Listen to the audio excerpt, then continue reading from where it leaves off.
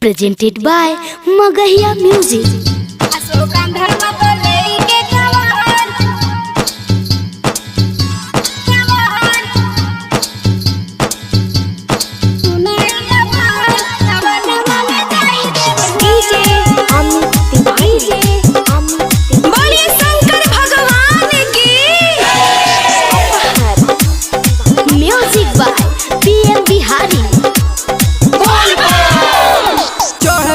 जब से सावन के लहार भीड़ बटे कैसे जयबू देव घर भीड़ बटे कैसे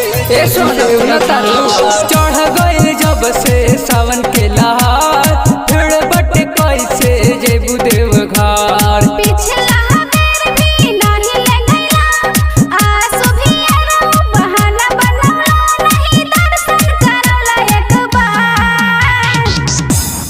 कंधावा पर लेके कवार सुनाएला भार सबनमा में जाई देवघर असो कंधावा पर लेके कवार सुनाएला भार सबनमा में जाई देवघर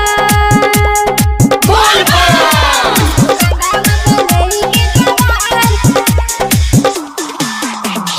डीजे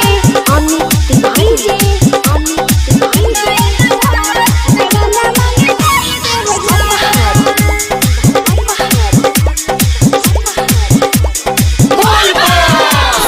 तनगंस उठावे पाड़ी जल हो पाड़ी जल तुमसे ना चालल जाई पैदल हो जाई पैदल सुल्तानगंज उठावे पाड़ी जल हो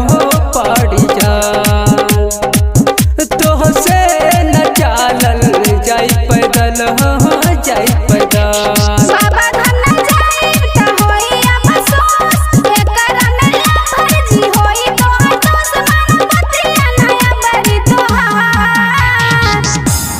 कंधावा पर लेके कवार सुनाएला भार सबनमा में जाई देवघर असो कंधावा पर लेके कवार सुनाएला भार सबनमा में जाई देवघर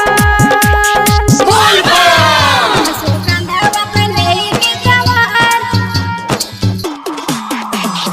डीजे अमित डीजे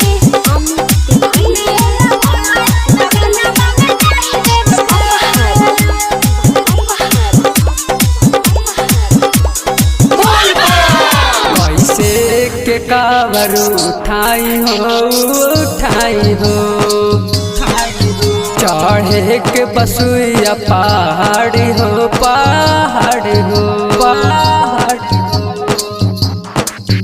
कैसे